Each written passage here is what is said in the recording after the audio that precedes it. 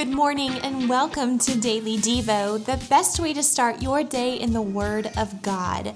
My name is Whitney Meade, and if you're new to the channel, welcome to the show.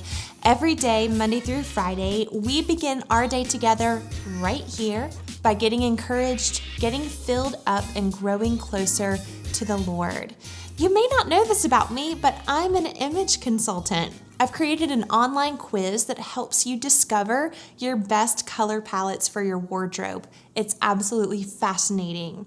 If you want to take the quiz, you can take it for free at mycolorquiz.com. That's mycolorquiz.com. As always, don't forget to like, subscribe, comment, and hit that bell button so that you're notified every time a new episode of Daily Devo goes live. Now, let's get down to business. We've been spending the week with Elimelech, Naomi, and their two sons who've just migrated from their hometown of Bethlehem to the land of Moab to escape a famine. Elimelech has died, leaving Naomi as a widow with two sons. Let's start in Ruth chapter 1 to see what happens next. Then Elimelech died, and Naomi was left with her two sons. The two sons married Moabite women. One married a woman named Orpah, and the other a woman named Ruth. But about 10 years later, both Mahlon and Chilion died. This left Naomi alone without her two sons or her husband. Wow, talk about terrible luck. Naomi becomes a widow at a young age. Her boys become men, marry Moabite women, Orpah and Ruth, and they all go on living their lives for 10 years in foreign Moab.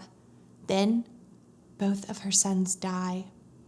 Have you ever read this story and wondered what happened to the guys?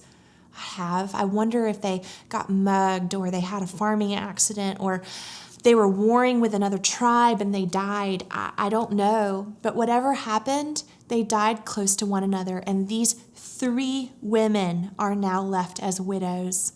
This is an awful turn of the story.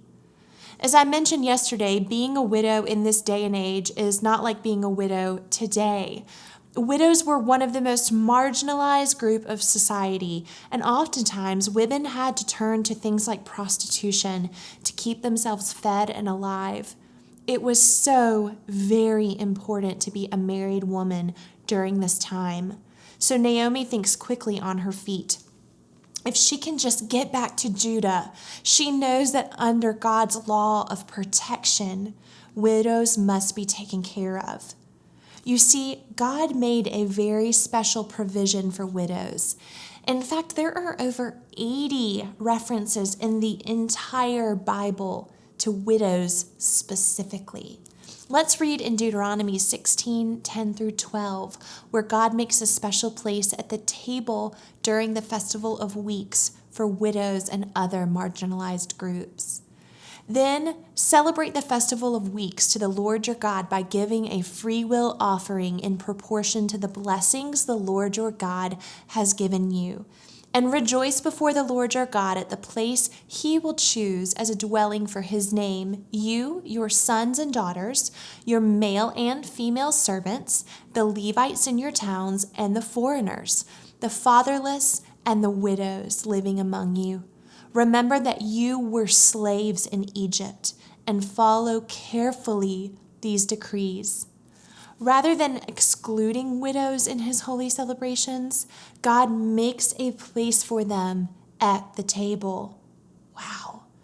So Naomi would know this, and she would very wisely decide to pack up what remained of her household and return to the nation of Israel, where she would receive protection, and thankfully, the famine had ended, so she would also have food. Tune in tomorrow morning to discover what happens when Naomi, Ruth, and Orpah start out on their journey towards Judah. Have a fantastic day, and I'll see you first thing tomorrow morning.